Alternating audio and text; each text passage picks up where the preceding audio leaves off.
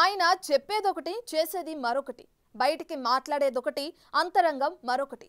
ఇవన్నీ ఇంకెవరి గురించో కాదు, అమెరికా అధ్యక్షుడు డొనాల్డ్ ట్రంప్ గురించి అనేది ఇప్పటికే అర్థమై ఉంటుంది. ఎందుకీ మాట అనాల్సి వస్తుందంటే ట్రంప్ భారత్పై టారిఫ్ కత్తిని దూయటం వెనుక కారణం రష్యా అని చెప్తున్నారు. కానీ అసలు కారణాలు వేరే ఉన్నాయనేది ఇప్పుడు లేటెస్ట్గా బయటకొచ్చింది. ఇంతకీ ఆ కారణాలేంటి? అసలు ట్రంప్ భారత్పై ఎందుకు రివెంజ్ తీర్చుకుంటున్నారు? డొనాల్డ్ ట్రంప్ అమెరికాకు ప్రస్తుత అధ్యక్షుడు. అంతేకాదు, ప్రపంచ దేశాలకు మనశ్శాంతి లేకుండా చేస్తున్నారు. టారిఫ్ల పేరుతో బెదిరిస్తున్నారు. తమ ఆధిపత్యాన్ని అంగీకరించాలంటున్నారు. డాలర్ పెత్తనమే నడవాలనుకుంటున్నారు.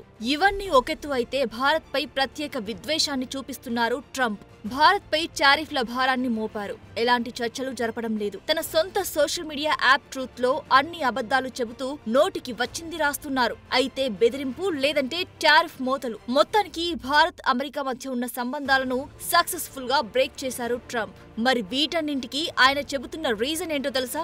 రష్యా నుంచి భారత్ చమురును కొనుగోలు చేయడమే అంటున్నారు. అంతేకాదు, ఈ కొనుగోళ్ల వల్లనే రష్యా ఇంకా యుక్రెయిన్ పై యుద్ధం చేస్తోందని చెబుతున్నారు. మరి ఇవన్నీ నిజాలేనా?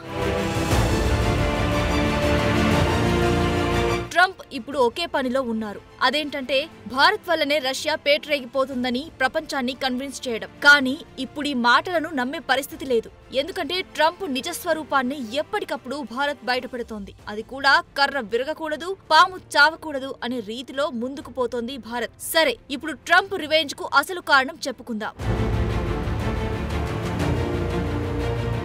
అమెరికా అధ్యక్ష బరిలో గెలిచి పదవి చేపట్టినప్పటి నుంచి అమెరికాను తిరిగి గ్రేట్ గా చేయాలనే దానిపై ఎంతవరకు పనిచేశారో తెలియదు. కానీ తనకు నోబెల్ శాంతి బహుమతి రావాలి అనే విషయంలో మాత్రం చాలా క్లారిటీగా ముందుకు వెళ్లారు. దీనికోసం ఆయన చేయని ప్రయత్నం లేదు. ముందుగా రష్యా యుక్రెయిన్ మధ్య యుద్ధాన్ని ఆపాలనుకున్నాడు. దీనికోసం రష్యాతో చర్చలు జరుపుతానంటూ యుక్రెయిన్ కు అందే సైనిక సాయాన్ని దాదాపుగా నిలిపివేశాడు. మరోవైపు రష్యా ప్రతినిధులతో పలు వేదికల్లో అమెరికా ప్రతినిధులు చర్చలు జరిపారు. కానీ ఒక్కటి కూడా అడుగు ముందుకు పడలేదు. ఇంతలో తాను యుద్ధాన్ని ఆపాలని ప్రయత్నిస్తున్నాను, కానీ యుక్రెయిన్ అధ్యక్షుడు జెలెన్స్కీ మాత్రం అంగీకరించడం లేదనే పాట ఎత్తుకున్నాడు. కొన్నాళ్ల తర్వాత రష్యా అధ్యక్షుడు పుతిన్ పై ఇలాంటి ఆరోపణలే చేశారు. చివరికి యుద్ధాన్ని ఆపాను అనే క్రెడిట్ తనకు రాలేదు.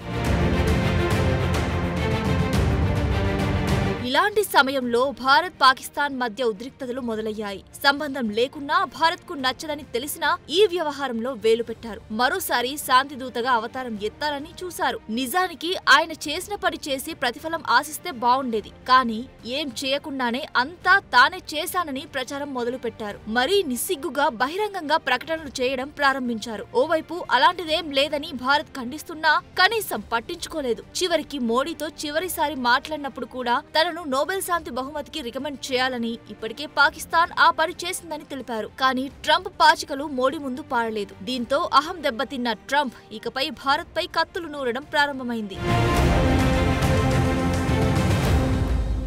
నిజంగా రష్యా నుంచి భారత్ ఇంధన కొనుగోళ్లే టారిఫ్లకు కారణమైతే ముందుగా చైనాపై విధించాలి. ఎందుకంటే చైనా మనకంటే ఎక్కువ చమురును కొనుగోలు చేస్తోంది. కానీ చైనాపై ఈ టారిఫ్లు విధించలేదు. ఇక ఇప్పటికీ రష్యా నుంచి ఆయిల్ ఇంకా గ్యాస్ ను EU దేశాలు కొనుగోలు చేస్తున్నాయి. కానీ ఆ దేశాల జోలికి వెళ్లడం లేదు ట్రంప్. కేవలం భారత్ పై మాత్రమే ఈ టారిఫ్ కత్తిని దూయడమే కాదు, మాటల దాడిని పెంచారు. అంతేకాదు, ఈ నోబెల్ ప్రైజ్ మనీ వివాదం కూడా నిజమే అని ధృవీకరించేలా కొన్ని ఘటనలు జరిగాయి. చివరిసారిగా జూన్ 17న మోడీతో ఫోన్ కాల్లో మాట్లాడారు ట్రంప్. అప్పుడే నోబెల్ శాంతి బహుమతి అంశం చర్చకు వచ్చింది. ఇక మోడీ ముందు తన పాచికలు పారకపోవడంతో మరోవైపు నుంచి నరుక్కుంటూ రావాలన్న ఆలోచనతో పాక్ ను నెత్తికెక్కించుకోవడం ప్రారంభించారు. పాక్ కు అనుకూలంగా వ్యాఖ్యలు చేయడం ప్రారంభించారు. పాక్ ఆర్మీ చీఫ్ మునీర్ తో భేటీలు ప్రారంభమయ్యాయి.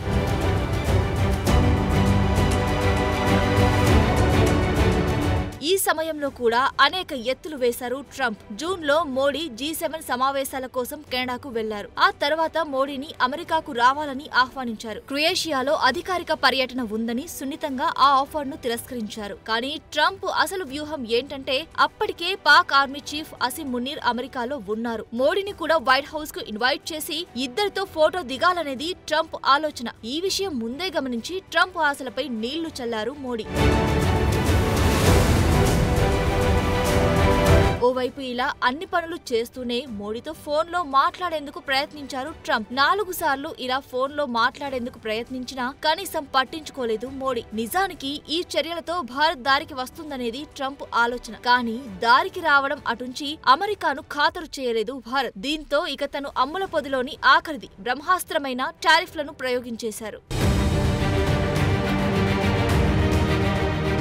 నిజానికి ఈ విషయాలను మొదట ఓ జర్మన్ పత్రిక బయటపెట్టగా రీసెంట్ గా న్యూయార్క్ టైమ్స్ కూడా ధృవీకరించింది. దీంతో ఇప్పుడు తల ఎక్కడ పెట్టుకోవాలో కూడా తెలియని పరిస్థితి ట్రంప్ది. ఎందుకంటే ఇండియాను దారికి తెచ్చుకోవాలన్న ఆత్రంలో చేసిన పనులు ఫలితం ఇవ్వకపోగా ఎదురుతన్నాయి. దీనికి తోడు ట్రంప్ ను భారత్ పట్టించుకోవడం లేదనే వార్త ఇప్పుడు జియో పాలిటిక్స్ లో ఓ సెన్సేషన్. ఇప్పుడు వీటిని కౌంటర్ చేయాలంటే ప్రయోగించడానికి మరే అస్త్రం కూడా అమెరికా వద్ద లేదు. ఒకవేళ ప్రయోగించినా దానిని ఎదుర్కొనేందుకు భారత్ సంసిద్ధంగా ఉంది.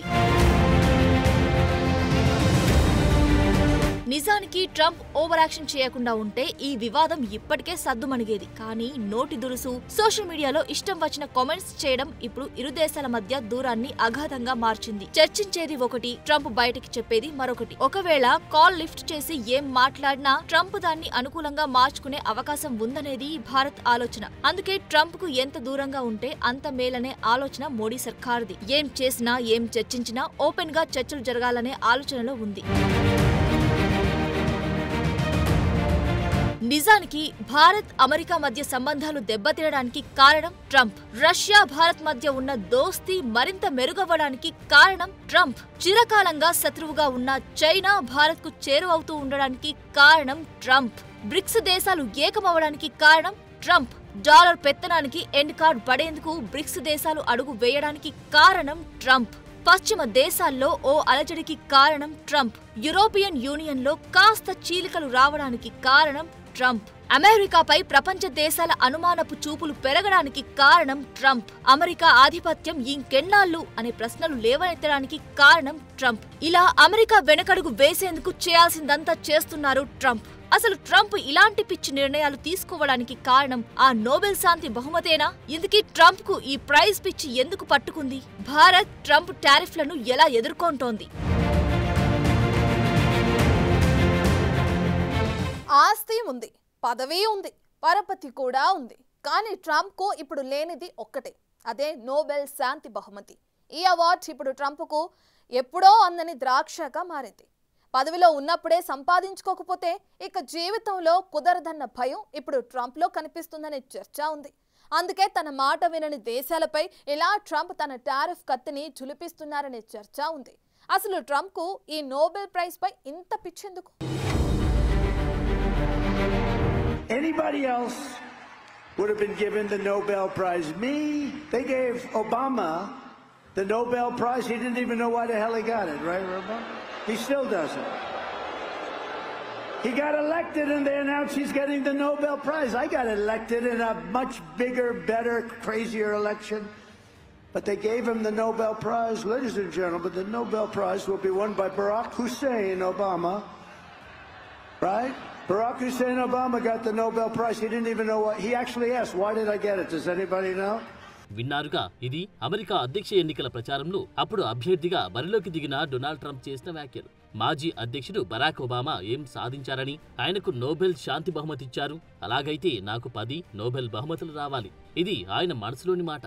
ఈ ఒక్కసారి మాత్రమే కాదు, అనేక సార్లు నోబెల్ శాంతి బహుమతి అంశాన్ని తెరపైకి తీసుకొచ్చారు. ఆఖరికి అధ్యక్షుడయ్యాక కూడా ఈ అంశాన్ని ప్రస్తావించారు. చివరికి ట్రంప్ తానే స్వయంగా నోబెల్ కి నామినేషన్లు పంపిస్తూ ఓ చిన్నపాటి దండయాత్ర చేస్తున్నారు. కానీ ఒక్కసారి కూడా ఆయన నామినేషన్ను తీసుకోలేదు కమిటీ.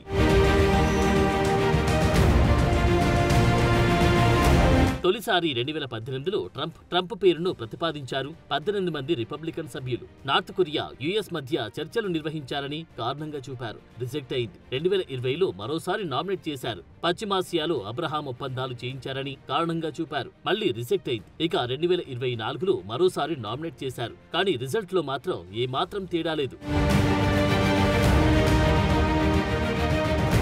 ఇక అధ్యక్షుడయ్యాక దీనిపై ఎక్కువగా ఫోకస్ చేశారు. ఆయనే ఇతర దేశాలను రిక్వెస్ట్ చేసి మరి తన పేరును నామినేట్ చేయించుకుంటున్నారు. ఇప్పటికే ఇజ్రాయెల్ ప్రధాని Benjamin Netanyahu, Pak army chief Haseeb Munir, Trump ఆయన పేరును నామినేట్ చేశారు. చివరికి మోడీని కూడా తన పేరును నామినేట్ చేయాలని కోరారు. నిజానికి ఏం చేశారని నామినేట్ చేయాలనే ప్రశ్న ఎదురవడంతో సైలెంట్ అయ్యారు.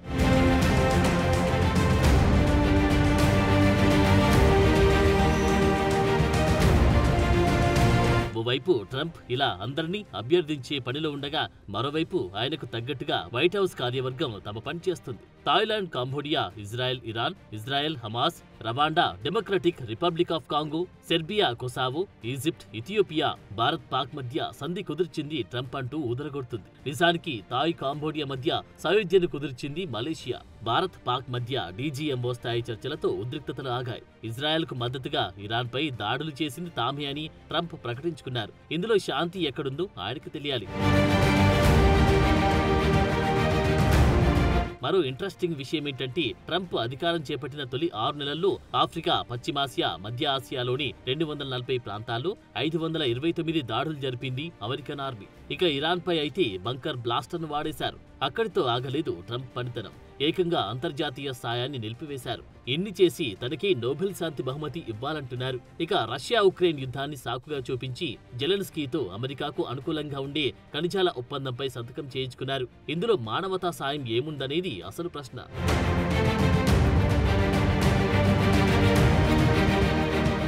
ఓవైపు అన్ని అరాచకాలు చేస్తూ, వ్యూహాలు రచిస్తూ తన పేరును నామినేట్ చేయాలంటూ భారత్తో మంతనాలు జరిపారు ట్రంప్. ఆయన తీరును, టెంపరితనాన్ని చూస్తూ ఉన్న భారత్ సున్నితంగా తిరస్కరించింది. ఇదే ఇప్పుడు ట్రంప్ ఈగోను దెబ్బతీసింది. దీంతో ఏం చేసినా భరించి దారికొస్తుంది అన్న నమ్మకంతో భారత్పై తన ప్రతాపాన్ని చూపించడం ప్రారంభించారు. అంతేకాదు, ఇప్పుడు యూరోపియన్ యూనియన్ దేశాలపై కూడా ఓ విషయంలో ఒత్తిడి తీసుకొస్తున్నారు.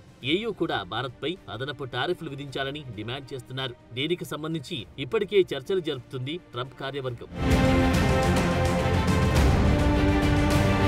కానీ ఇక్కడి మరో కీలక విషయాన్ని ట్రంప్ దాచిపెడుతూ వస్తున్నారు. అది ఏంటంటే, ఉక్రెయిన్ కు అధికంగా డీజిల్ సరఫరా దేశం భారత్. ఈ సరఫరానే ఇప్పుడు ఉక్రెయిన్ జీవనాడి అని చెప్పవచ్చు. మరి ఉక్రెయిన్ కు ఈ డీజిల్ ని భారత్ ఎలా సరఫరా చేస్తుంది అంటే, రష్యా నుంచి కొనుగోలు చేసిన చమురును ప్రాసెస్ చేసి ఉక్రెయిన్ కు ఎగుమతి చేస్తుంది. మరి తమకు డీజిల్ ఎక్కడి నుంచి వస్తుందనే విషయం ఉక్రెయిన్ కు తెలియదా? భారత్, ఉక్రెయిన్ మధ్య జరుగుతున్న వ్యాపారం అమెరికాకు తెలియదా? మరి అమెరికా ఇప్పుడు ఉక్రెయిన్ పై ఎందుకు టారిఫ్లు విధించడం లేదు? దీనికి మాత్రం ట్రంప్, అతని కార్యవర్గం నోరు తెరవదు.